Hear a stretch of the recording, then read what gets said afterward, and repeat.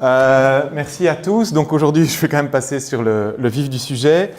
Alors d'habitude, je vais comme d'habitude dire que c'est un honneur et un privilège et que je remercie Americas de m'avoir invité. Mais évidemment, c'est en partie une mise en scène puisque, comme vous l'avez compris, c'est en partie moi qui suis dans l'organisation avec Franca, Violette et l'ensemble d'Americas. Mais en tout cas, je me suis battu pour ne pas intervenir surtout en premier, une place dont je ne m'estimais pas avoir la légitimité. Mais finalement, je suis assez content d'être là pour vous parler aujourd'hui des renégociations des frontières juridiques dans les Amériques contemporaines entre les animaux humains et non humains. Alors, je vais commencer par une question simple. Qui sont les animaux humains? Qui sont les animaux non humains? Alors, c'est une question qui paraît évidente. Bon, comme vous le savez, l'évidence est le lieu de la recherche scientifique, l'endroit où on secoue un peu les épistémes pour essayer de voir s'il n'y a pas quelque chose qui tombe de l'arbre qui n'était pas prévu. À cette question, qui sont les animaux humains, qui sont les animaux non humains, on peut vous répondre avec une bibliothèque entière de travaux philosophiques, de travaux anthropologiques, de travaux éthologiques extrêmement nuancés.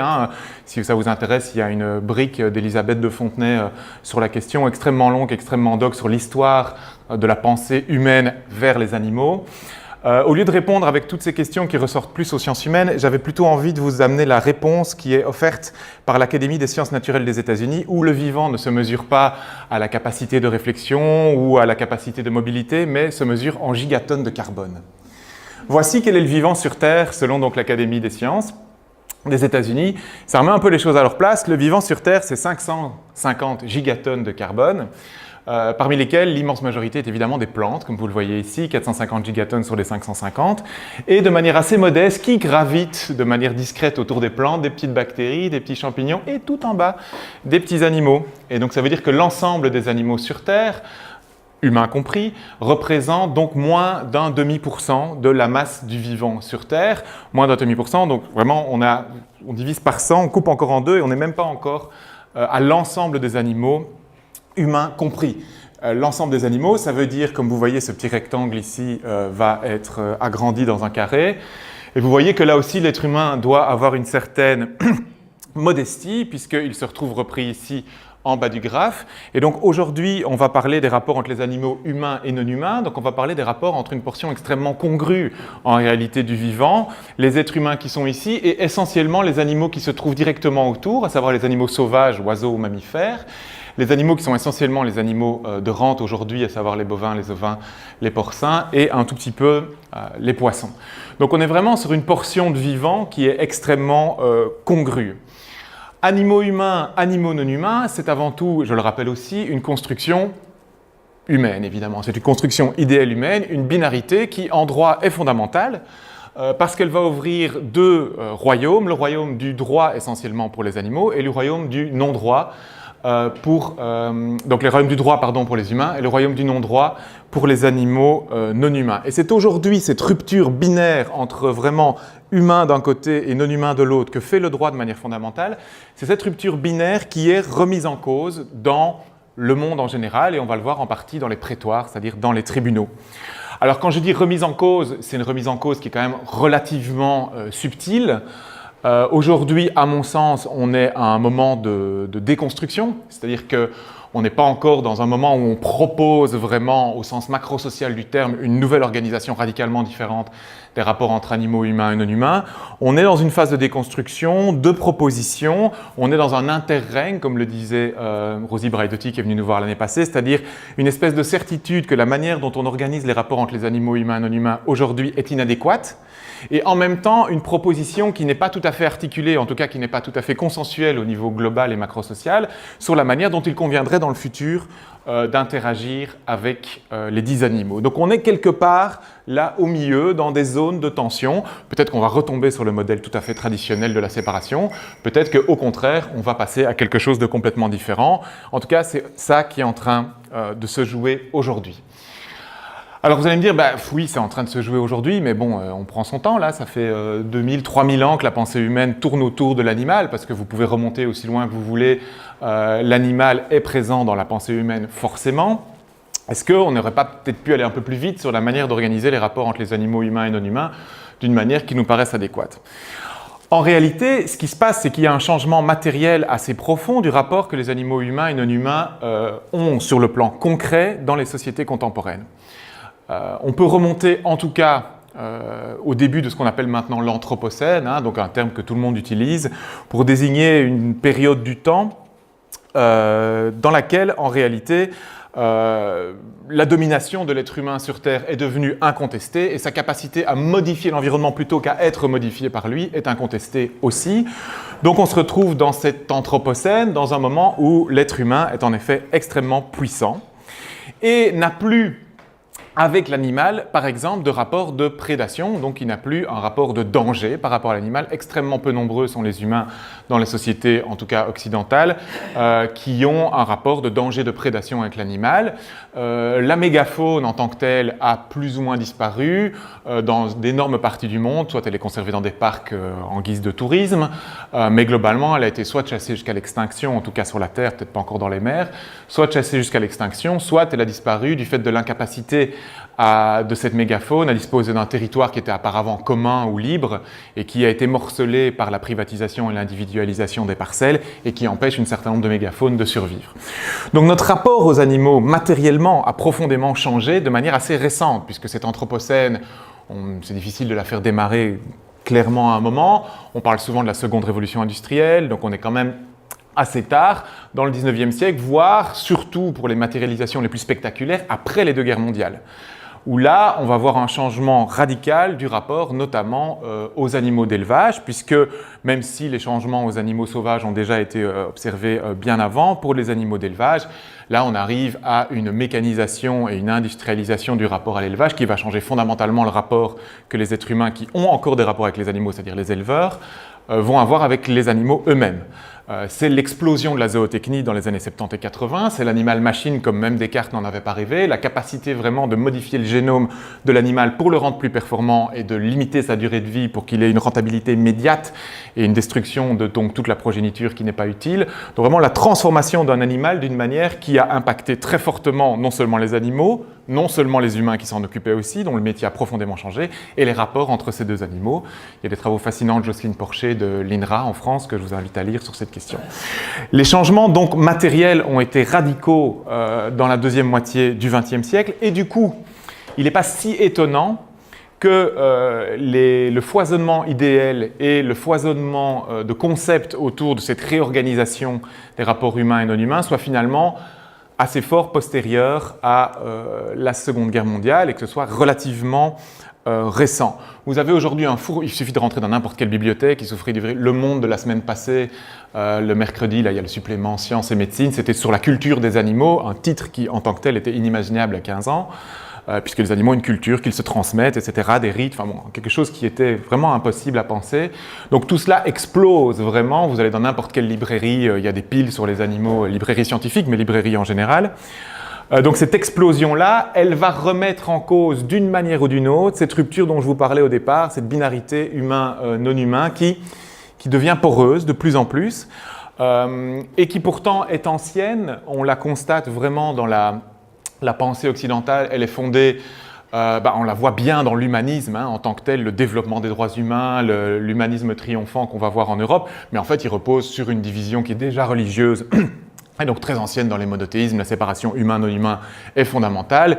Et du coup, dans les concepts et les créations idéales macrosociales telles que l'État libéral, qui organise aujourd'hui une grande partie des communautés humaines du monde, l'État libéral est pensé de manière profondément anthropocentré, c'est-à-dire avec une rupture claire avec le non-humain. L'État libéral, c'est quand même l'idée centrale du contrat social, un contrat social qui est passé entre humains. Pour les humains, et la question du non-humain n'est pas a priori évoquée dans tout cela.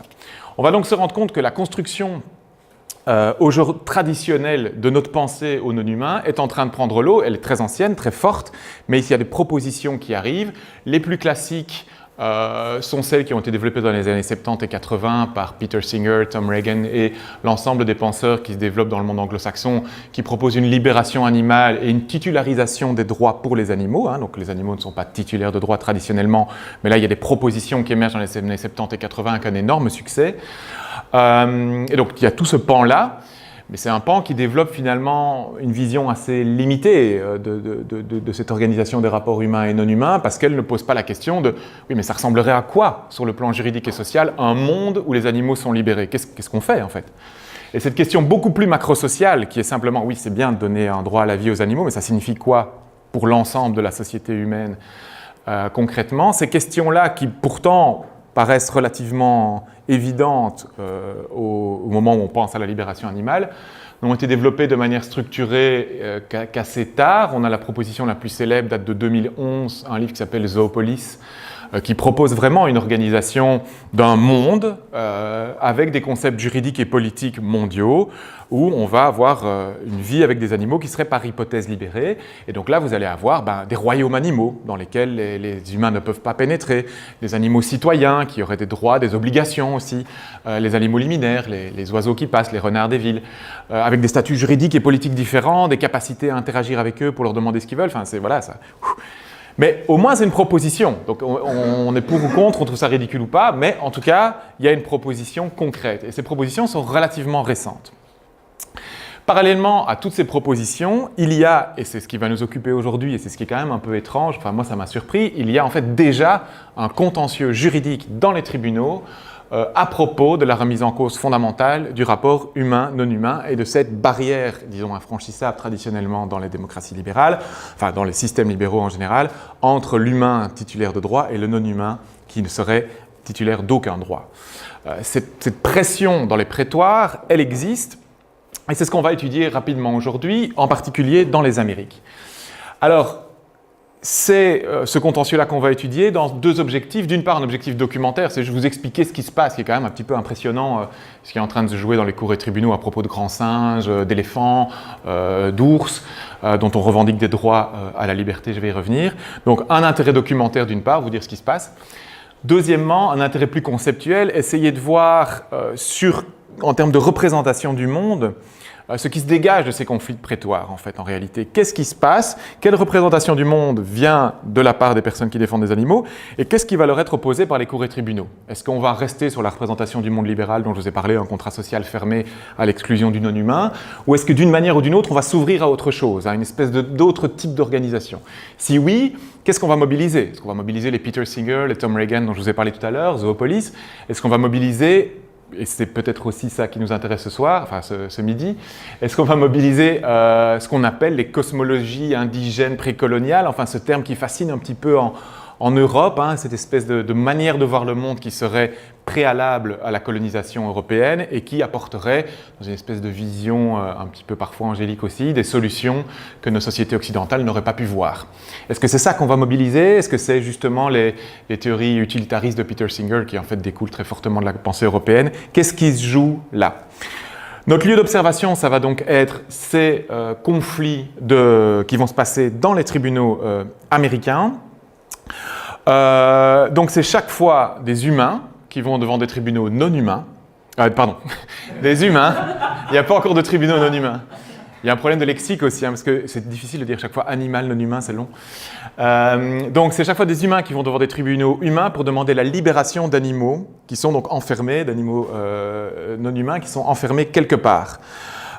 Donc toutes ces affaires, c'est ça, c'est la revendication d'un droit pour les animaux à la liberté, et toutes vont être basées sur une notion juridique. En fait, c'est ça qui la rend amusante et intéressante et particulièrement pertinente pour l'étude des circulations américaines, parce que c'est la même notion qui est utilisée sur tout le continent, et c'est la notion d'habeas corpus, une notion que je vais vous expliquer dans un instant.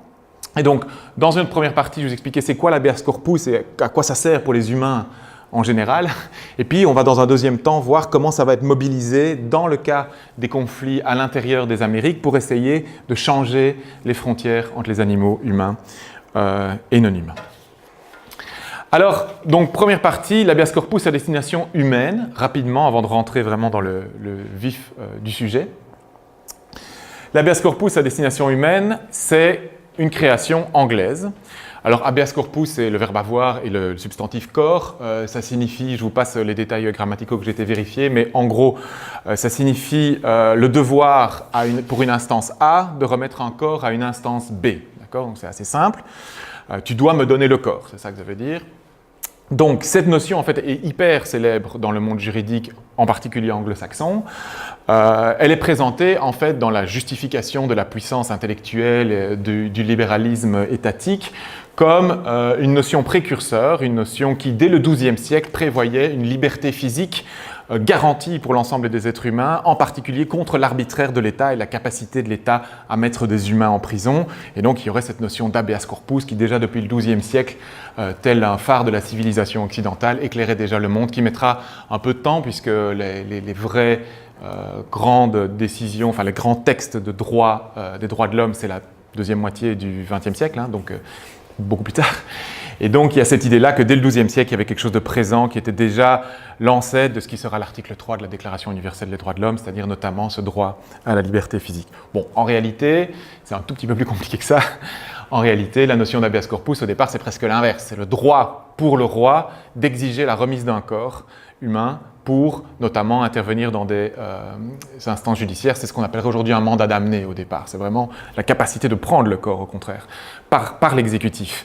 Alors après, ça va être un peu élargi dans les siècles qui vont suivre et ça va être la capacité de libérer des personnes enfermées, soi-disant injustement par des tribunaux, mais des personnes, pas n'importe qui, c'est-à-dire le haut clergé, les personnes bien nées, la noblesse, qui vont faire l'objet de batailles juridiques avec des tribunaux qui vont s'estimer compétents pour juger les nobles, et cet habeas corpus qui va permettre de les extraire en réalité d'une justice du commun. Hein, donc on n'est pas du tout a priori dans cette espèce de grande liberté gigantesque qui en fait va devenir un petit peu, cet habeas corpus va devenir ce droit à la liberté, en fait un peu avec le reste de ces grandes libertés qui veut se développer dans le XVIIe siècle et dans le XVIIIe siècle, et puis les révolutions françaises, américaines, et petit à petit, tout cela va prendre le sens qu'on lui connaît aujourd'hui, c'est-à-dire, en effet, le droit pour un tribunal de vérifier si une personne n'est pas enfermée de manière illégale ou arbitraire.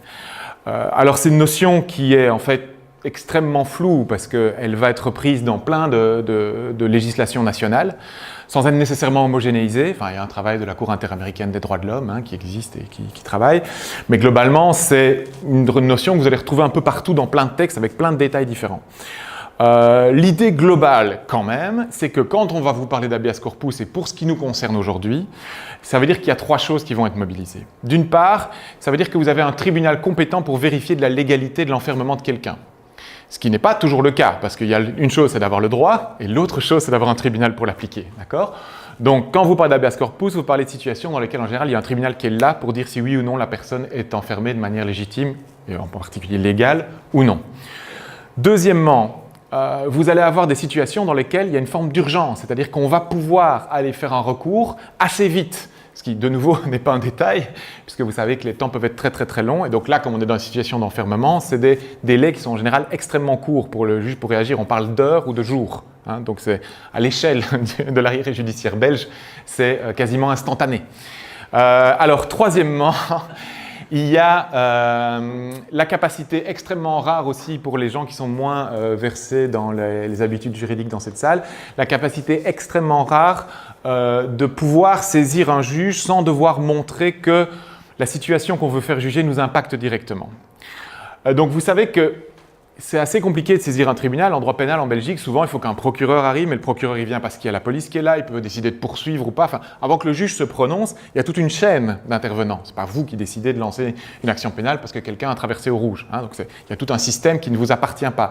Si vous êtes au droit civil et que vous demandez dans la situation la plus classique la réparation d'un dommage, c'est vous qui pouvez y aller, mais a priori pas votre voisin. Donc c'est-à-dire que quelqu'un qui n'a rien à voir ne peut pas dire « Dites, j'aimerais bien qu'il y ait une réparation pour cette personne qui a été renversée par une voiture ». Il va falloir que vous prouviez d'une manière ou d'une autre que c'est vous qui avez subi le dommage. Enfin, il y a différentes manières de fonctionner, je résume et je caricature, mais en général, les systèmes judiciaires sont relativement fermés. Dans le cas de l'habeas corpus, qui va être hyper important dans le cas qui nous occupe, c'est qu'il y a une capacité de saisir un tribunal.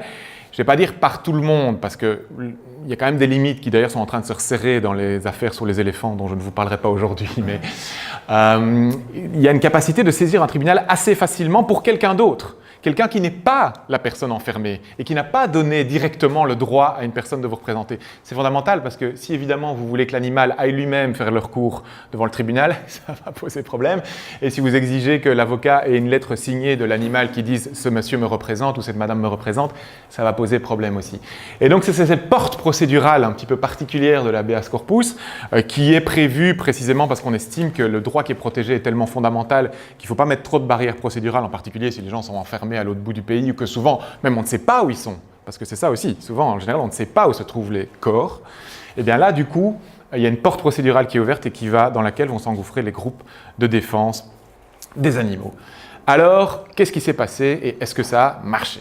Alors, qu'est-ce qui s'est passé globalement? Vous allez voir apparaître à l'écran l'ensemble des situations qui, à travers les Amériques, à l'exception des situations les plus récentes qui sont encore en cours, qui concernent les éléphants, dont je ne parlerai pas aujourd'hui, les situations qui ont donné lieu à ces poursuites.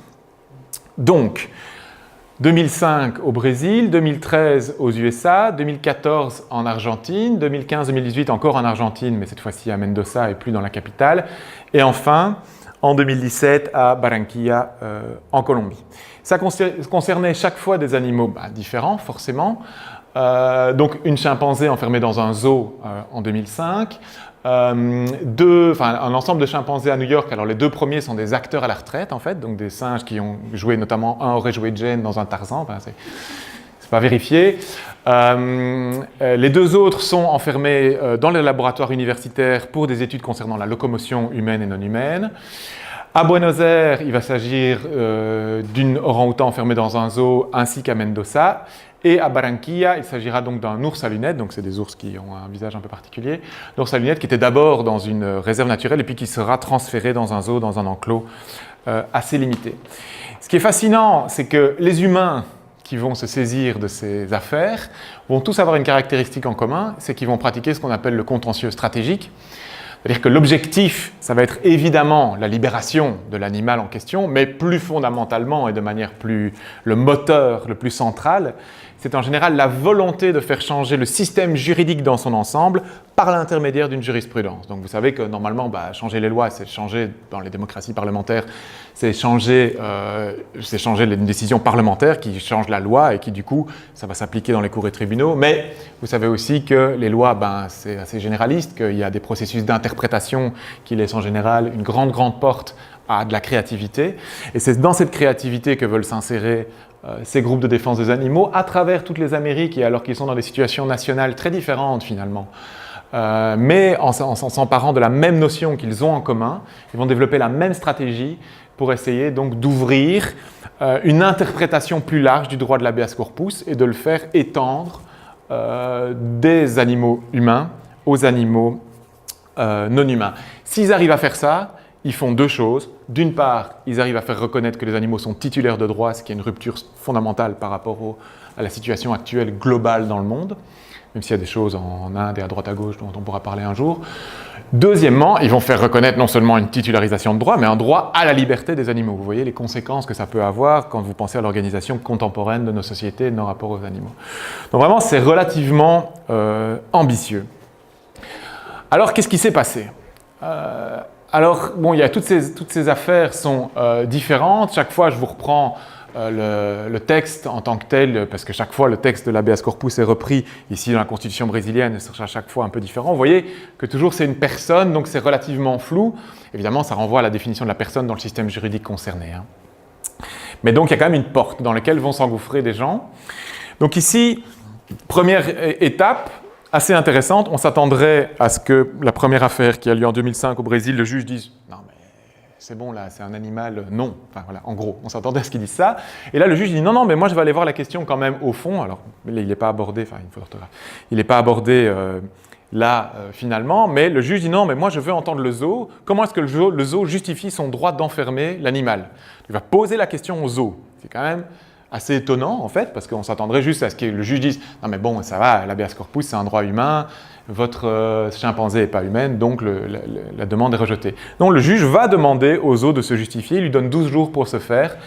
Dans les 12 jours, le zoo répond « Ah, désolé, l'animal est mort. » Alors que le juge est allé en catimini, parce qu'il le dit dans le jugement. Le juge est allé en catimini, incognito dans le zoo, voir l'animal et tout ça, qui avait l'air en bonne santé, voilà. Et donc bon, il est mort. Donc, alors le juge le dit un peu dans le jugement, en disant bon, voilà, j'ai pas de preuve de rien, mais enfin bon, voilà, c'est quelque chose qui va devoir être traité dans le futur, etc. Bon, c'est pas très bien ce qui s'est passé. Les choses en sont restées là assez longtemps finalement, puisque c'est déjà quelque chose que le juge ne rejette pas la chose comme ça et se dise ok, plaider quoi, essayer de me convaincre. Et donc on arrive presque 8 ans plus tard aux États-Unis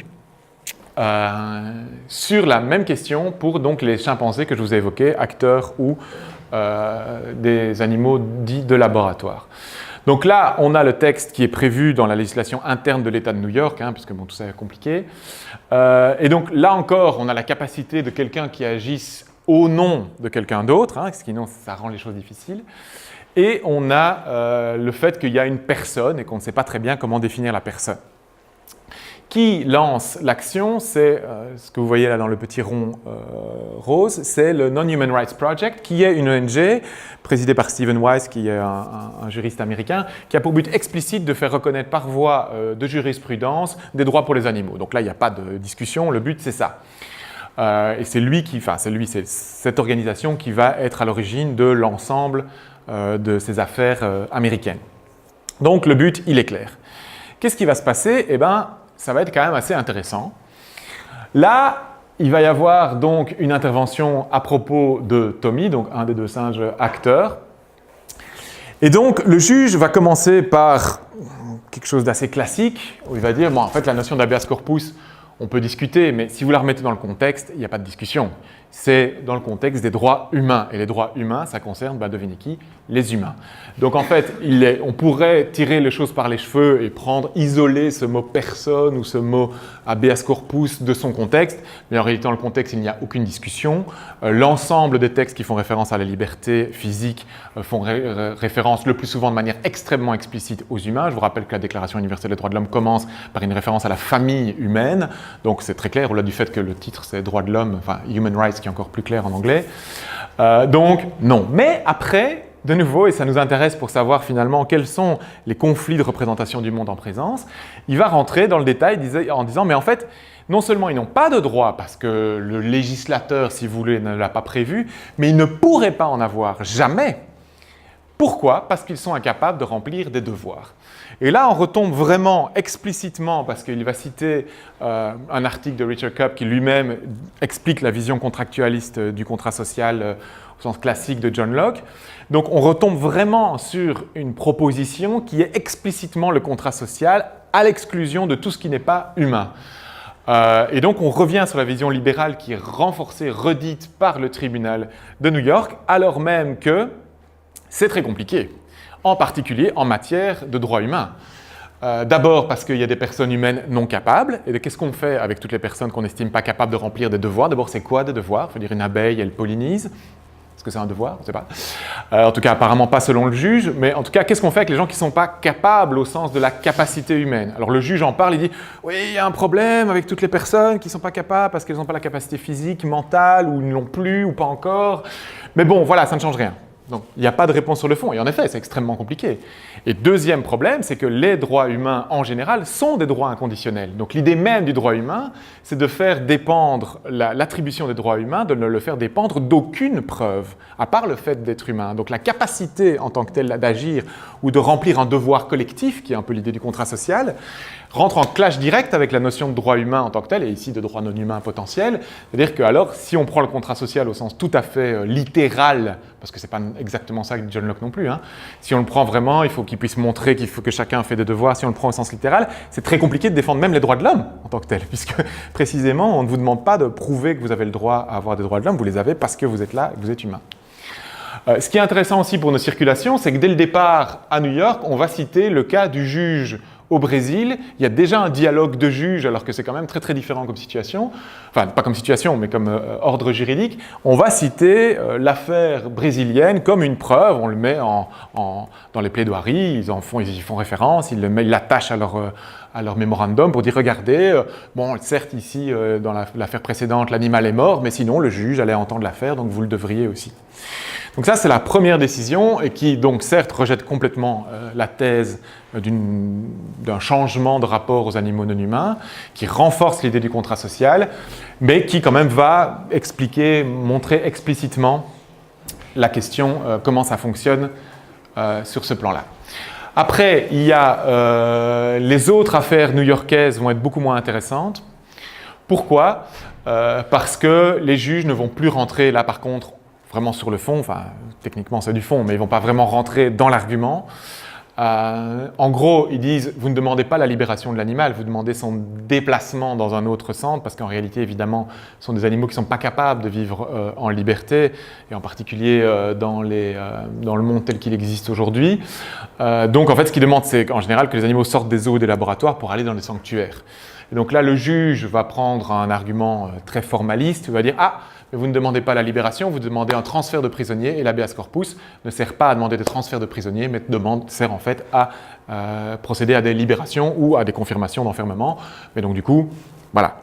Parce que oui, il y a aussi des travaux qui montrent que l'habeas corpus est probablement un outil de renforcement des enfermements plutôt qu'un outil de libération, puisqu'il y a des études un petit peu sur le long cours qui montrent que bien sûr l'habeas corpus est mis en scène comme une liberté publique, mais évidemment tout ce qui n'est pas couvert par l'exception est couvert par la règle, et donc en tout cas si vous n'êtes pas reconnu comme ayant l'habeas corpus, dans un certain nombre de cas, ça veut dire que votre enfermement est légitime. Donc l'habeas corpus, ça sert aussi à renforcer les enfermements.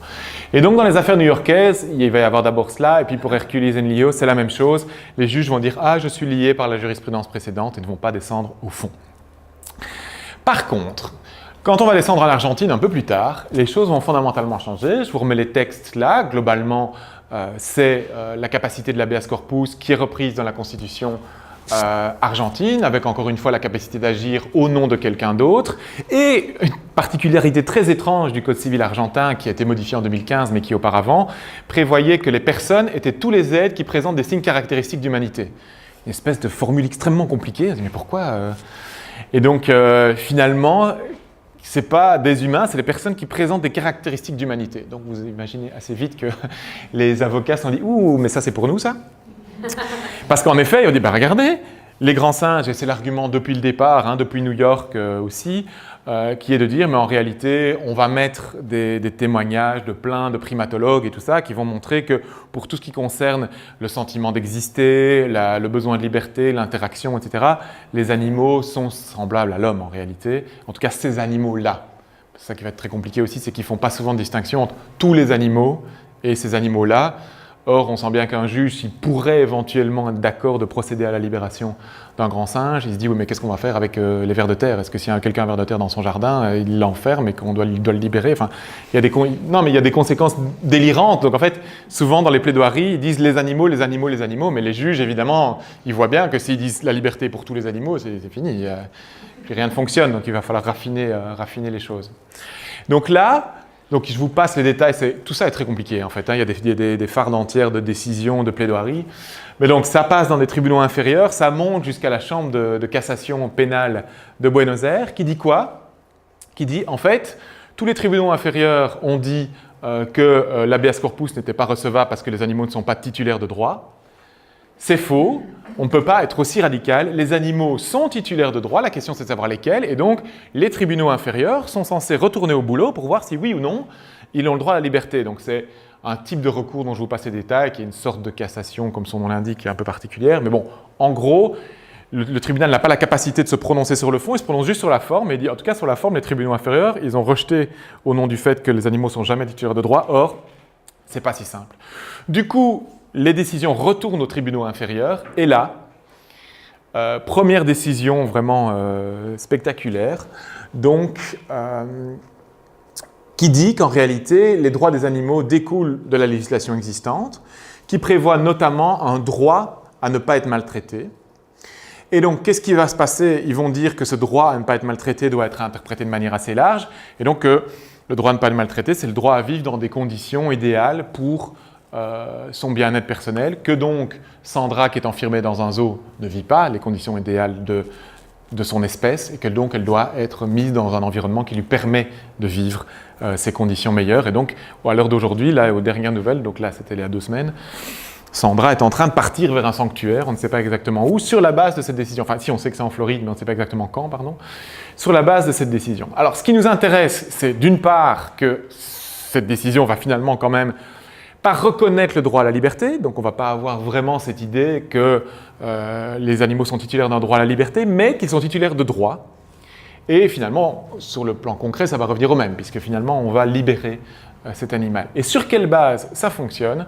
Sur la base d'un livre de Raúl Zaffaroni qui s'appelle « La Pachamama y el humano », que j'ai ici, et qui Et assez étonnant, en fait, Raoul Zaffaroni, il faut comprendre, c'est un juge argentin extrêmement célèbre dans le monde, évidemment, juridique, et dans le monde en particulier du droit pénal, qui est aujourd'hui juge à la Cour interaméricaine des droits de l'homme, qui a publié, au moment où il publie ce livre sur la Pachamama, qui a publié de manière extensive en droit pénal, qui est docteur honoris causa de plus ou moins tous les pays d'Amérique latine.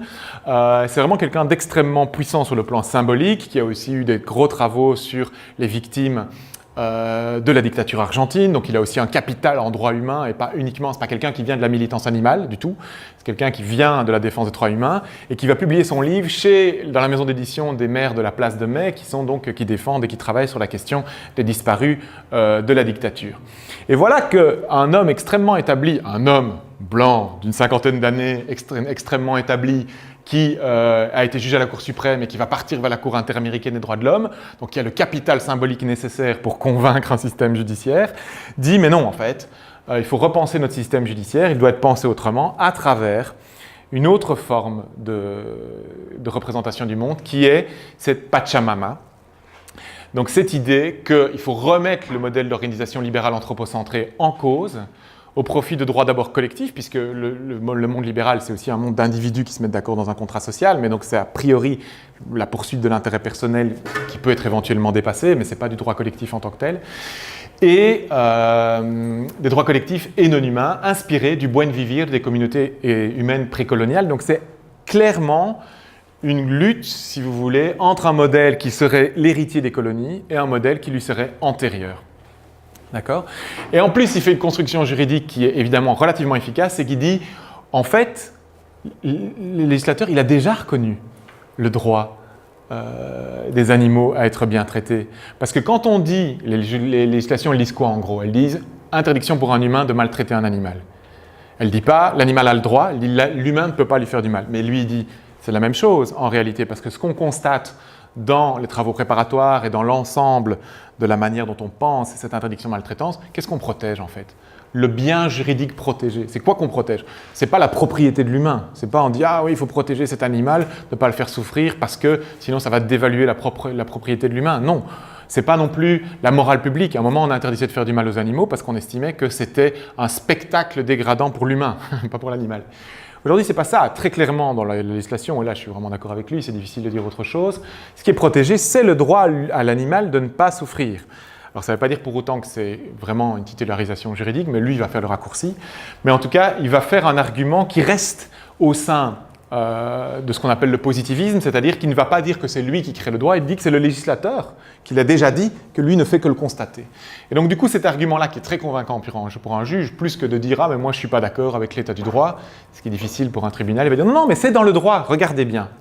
Et du coup, ça va fonctionner très très bien, à la fois pour Sandra et à la fois pour Cecilia, qui donc va être jugée un petit peu après à Mendoza, selon une logique qui, là, à mon avis, commence à déraper un tout petit peu sur le plan juridique parce que là, on part vraiment dans un autre type de réflexion. C'est-à-dire que le juge va, lui, reconnaître vraiment l'habeas corpus pour l'animal en disant, en gros, le droit argentin est incohérent puisqu'il considère à la fois les animaux comme des choses et à la fois comme des êtres sensibles capables de souffrance. C'est absurde, donc moi, juge, qu'est-ce que je vais dire ? Je vais dire qu'en réalité, il y a un espèce de droit naturel des animaux à être connus comme personnes. C'est ce que j'appelle le repli ius naturalis. Donc en droit, si vous voulez, il y a deux grands modèles d'explication de la légitimité d'une décision juridique. Il y a une décision dite positiviste, c'est-à-dire qui se repose sur le droit qui a été décidé par le législateur, le droit posé par le législateur, c'est une décision positiviste. Et une décision ius naturaliste, où là, le juge, d'une manière ou d'une autre, je vous passe les détails, va au contraire mobiliser autre chose, c'est-à-dire l'idée que le droit est là, que lui le révèle, il était dans la nature et le législateur ne l'a pas encore vu, mais en fait il est là. Donc évidemment, ça c'est un repli beaucoup plus audacieux et qui va amener à une reconnaissance, et ça c'est la première reconnaissance vraiment de l'habeas corpus pour un animal, selon une théorie qui à mon avis est un petit peu glissante, et qui n'est pas amené nécessairement à faire Flores, je pense, à la différence de la théorie précédente, qui, elle, me semble pouvoir être reproduite dans le futur, parce qu'évidemment, le juge donc à dire « Ah ben, je vais voir l'état du droit positif, ah il a évolué, il donne plus de droits, une maltraitance définie autrement, et donc c'est plus facile que là, ça me paraît plus audacieux. Je passe rapidement sur, oui, donc évidemment, cette décision, si vous avez l'occasion, que ça vous intéresse, c'est quand même très amusant à lire parce que ça part vraiment dans tous les sens. Donc on a vraiment ce genre de décision. Elle a été traduite en anglais, donc je me mets en anglais parce que je me dis qu'il y a plus de gens qui parlent anglais. Et là, on part dans tous les sens. Donc on va citer Bentham, on va citer Singer, on va citer de nouveau Zaffaroni, donc le même juge argentin dont je vous parlais tout à l'heure, la Pachamama. On y va, ça part dans tous les sens. On n'hésite pas non plus à partir dans les poncifs en citant Kant, Bouddha, Anatole France, Gandhi. Tout ça est dans le jugement. Donc du coup, moi, bon, ça invoque ma sympathie, je trouve ça chouette. Par contre, c'est vrai que cette idée d'un espèce de mouvement mondial où tout le monde est d'accord, c'est très très très général et ça paraît pas tout à fait opérationnel au jour le jour parce que de nouveau, ça voudrait dire si on fait ça, qu'alors tous les animaux sont libérés de tout type d'interaction coercitive avec les humains, ce qui peut être un objectif, mais que je ne pense pas que les juges sont prêts à assumer. Donc ça me paraît un tout petit peu flou. Mais c'est amusant parce que c'est des décisions judiciaires qui ne sont pas habituelles, dans le sens où on n'est pas en train de faire des technicités. Là, ça part vraiment, on cite de la philosophie, je crois que les juges sont contents aussi un peu, parce qu'ils ont l'occasion de faire un peu quelque chose de différent. Et donc ça part un peu dans tous les sens. Finalement, donc, on va avoir une dernière décision dont je vais vous parler rapidement, parce que là aussi c'était assez étonnant. Toujours l'habeas corpus qui est prévu dans la Constitution colombienne et une loi de 2016 qui prévoit l'éradication de la captivité pour les animaux. Alors de nouveau, je ne sais pas très bien comment ils ont fait leur loi. Alors évidemment, c'est une loi sur le bien-être, donc on peut dire que c'est peut-être l'éradication de la captivité quand elle est trop violente pour le bien-être de l'animal, mais ce n'est pas tellement précisé. Donc du coup, une porte dans laquelle se sont engouffrés les défenseurs des animaux aussi. Et là, encore plus, le juge va partir, allez, c'est Schopenhauer, Latour, on cite Bruno Latour de jurisprudence colombienne sur... mais donc Latour, il ne parle pas vraiment de ça non plus, en fait c'est plutôt l'idée de parlement des animaux, enfin bref, donc on cite Latour. Ensuite la Suisse et l'Allemagne qui ont des législations particulières. La déclaration universelle, la Douda, c'est quoi? C'est la déclaration universelle des droits de l'animal qu'on cite comme étant du droit positif applicable ici, qui prévoit la liberté de l'animal, alors que évidemment, enfin pas évidemment, mais c'est pas du tout de la Déclaration universelle des droits de l'animal, c'est une ONG française qui l'a faite. Enfin, je veux dire, ça a autant de valeur juridique que moi, ce que je dis. Donc, vous pouvez trouver que ce que je dis a une valeur juridique, mais bon, en général, les tribunaux ne vont pas être d'accord avec vous, ils vont trouver que Vincent Chapeau, c'est pas... la Charte de la nature, qui est aussi une décision de l'Assemblée générale des Nations Unies, qui a la portée d'une décision de l'Assemblée générale des Nations Unies, qui est donc pas énorme. On va aussi citer la jurisprudence argentine, qui de nouveau est intéressante, mais qui n'a pas de fonction juridique directe dans l'ordre juridique normalement colombien, enfin tout ça. Et donc au final, le juge va considérer que les animaux sont titulaires des droits qui sont le décalque des obligations humaines, donc en fait les humains ont l'obligation de ne pas faire, et donc c'est un droit pour l'animal, et que donc du coup il y a un droit à l'habeas corpus. Mais c'est vraiment très très très compliqué, très flou, parce qu'il y a un enjeu là, hein. L'idée de dire l'être humain ne peut pas faire du mal à un animal, ou par exemple l'être humain ne peut pas tenir un animal en captivité sans raison. Et l'idée que l'animal a un droit à la liberté, c'est encore autre chose, parce que ça veut dire qu'on doit lui prévoir un droit à la liberté contre tout type d'enfermement, par d'autres animaux, par des circonstances, par peu importe. Hein. Donc c'est encore une autre ambition que simplement l'interdiction de la maltraitance ou l'interdiction de l'enfermement. Donc le droit à la liberté au sens tout à fait large, c'est encore plus ambitieux. Donc ça, c'est reconnu d'une manière qui, de nouveau, sur le plan juridique, est encore probablement moins convaincante que la subtilité de Raoul Zaffaroni, qui, lui, a fait quelque chose de plus solide, à mon avis. Et alors, ça part, là aussi, je vous dis, vision post-individualiste, post-capitaliste et post-coloniale. Bon, là, c'est ma traduction en français, mais voilà, depuis que l'homme s'est imposé au-dessus des autres êtres vivants et que le capitalisme s'est imposé sur le féodalisme, l'homme a tenu un rôle central dans un univers alimenté par un individualisme malade. Cette vision, fruit du cartésianisme, de l'individualisme.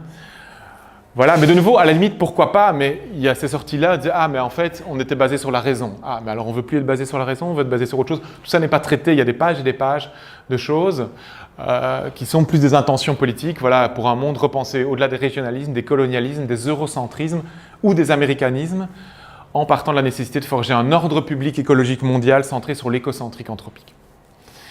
Ce qui n'est pas du tout clair sur le plan conceptuel. Donc de nouveau, moi, ma critique, ce n'est pas ici sur le positionnement du juge en tant que tel, c'est sur la capacité de convaincre un ordre judiciaire avec ce genre d'argument. C'est évidemment beaucoup plus compliqué, et surtout de reproduire les décisions dans le futur.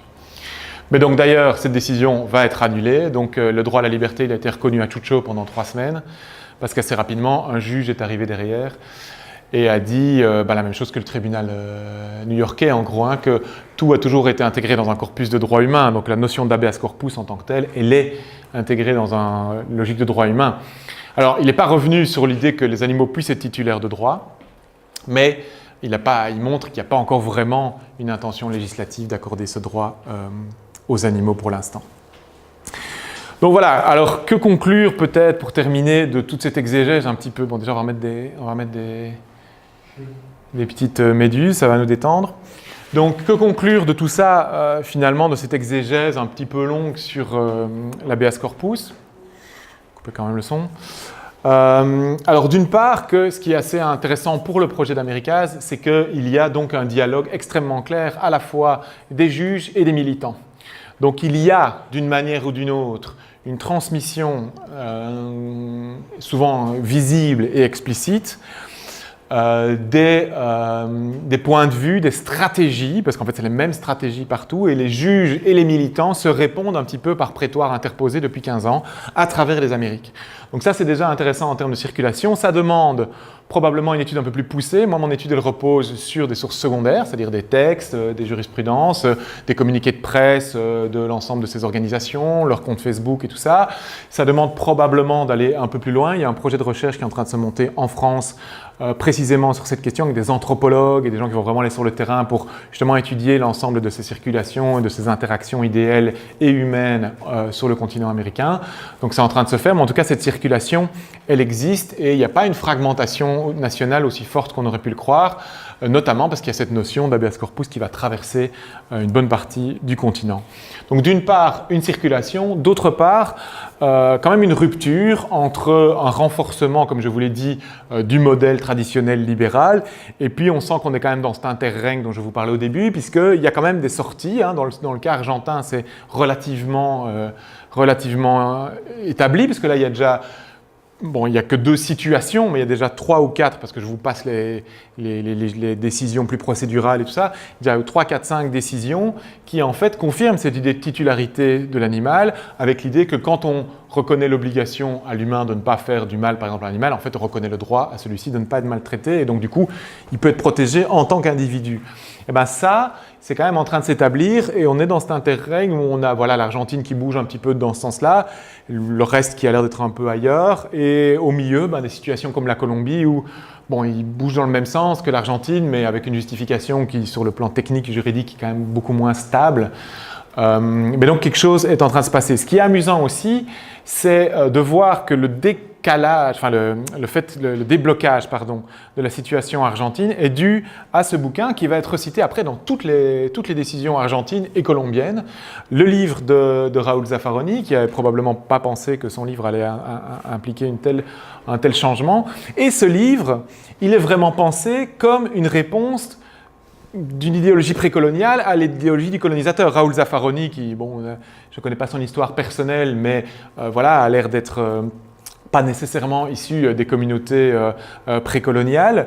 Lui, il parle en nous. Quand il parle de ça, il dit « Nous, l'Amérique latine, avons une vision différente de la vision du colonisateur, la vision européenne, etc. » Donc, il y a vraiment une espèce d'identité différente, parce qu'évidemment, il fait référence à des choses dont on n'a pas parlé aujourd'hui, mais qui sont l'intégration de droits pour la nature dans les constitutions colombiennes et équatoriennes, et donc des modes d'organisation différentes de la protection du non-humain. Donc, il essaye de développer l'idée d'une vision latino-américaine précolonial d'un rapport à la nature et aux animaux. Et donc c'est ce clash-là aussi qui se matérialise, parce que finalement c'est ce livre qui va servir de pivot et qui est explicitement centré sur cette conception précoloniale du rapport à la nature.